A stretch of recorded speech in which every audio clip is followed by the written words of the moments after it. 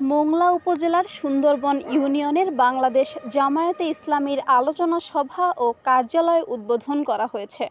শনিবার বিকেলে ইউনিয়নের ঢালিরখণ্ড রোকেয়া জহুর হিফজুল কোরআন মডেল মাদ্রাসা ও এতিমখানা মাঠ চত্বরে এ কার্যালয় উদ্বোধন অনুষ্ঠানে ইউনিয়ন জামায়াতে আমির মোহাম্মদ ইসলাম খানের সভাপতিত্বে প্রধান অতিথির বক্তৃতা করেন সাবেক উপজেলা ভাইস চেয়ারম্যান অধ্যাপক কোহিনুর সর্দার।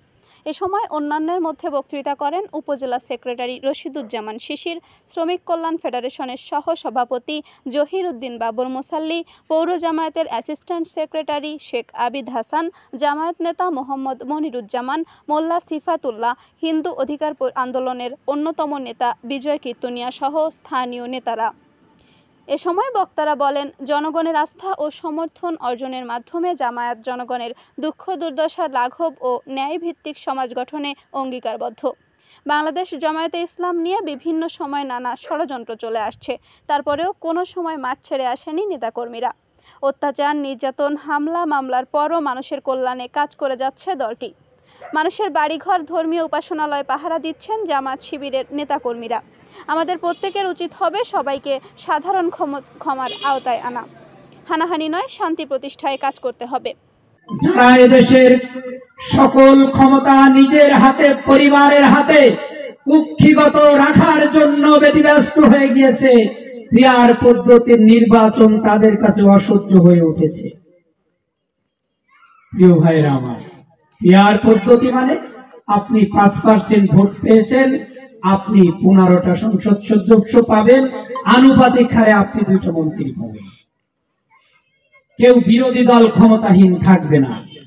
পিয়ার পদ্ধতি না হলে কি হয়, একটা দল ক্ষমতাসীন হয়, আপনি বিরোধী দলের কর্মী, আপনাকে অত্যাচার করা হবে, আপনার আশ্রয়ের কোনো জায়গা নেই।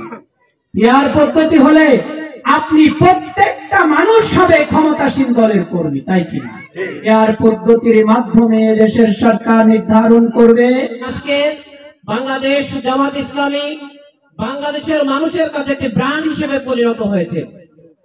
আজকে বাংলাদেশ জামাত ইসলামীর কাছে বাংলাদেশের মানুষ একমাত্র নিরাপদ একটা জায়গা, সেই স্থানে নাম হচ্ছে বাংলাদেশ জামাত ইসলামী। আরো একটি দল আমাদেরকে এখন চাচ্ছে বাংলাদেশ জামাত ইসলামকে বিভিন্ন ট্যাগ লাগিয়ে, অপবাদ দিয়ে বাংলাদেশের সাধারণ জনগণ থেকে দূরে রাখতে চেয়েছে। আমি তাদেরকে বলতে চাই, অন্য কোন যে সংগঠন বাংলাদেশ জামাত ইসলামকে ট্যাগ লাগিয়ে তাদেরকে ব্যান করতে চেয়েছিল, তারাই ব্যান হয়ে গিয়েছে। এখন আমাদেরকে সতর্ক করে দিতে চাই, বাংলাদেশের জামাত ইসলামের পিছনে লাগবেন না, বাংলাদেশ জামাত ইসলামকে তার পিছনে লাগবেন না, আপনারা ব্যান হয়ে যেতে পারে। আমার অনুরোধ হিন্দু ভাইদের কাছে, আপনারা দেখেন ঘুরে ঘুরে জামাত ইসলামের কোথাও কোনো ত্রুটি নাই। আজ পরের জায়গা দখল হচ্ছে, যে লুট হচ্ছে। আমি একজন মার খাওয়া মানুষ, আমাকে বলেছিল তোমার ঘর গলা থেকে আলাদা করে দেবো। এ কারা বলেছিল? জামাত ইসলাম তো বলে নাই। সেদিন যদি আমার পাশে জামাত ইসলামী না থাকতো, আমার বাড়ি 3 জন মানুষ মার্ডার হতো।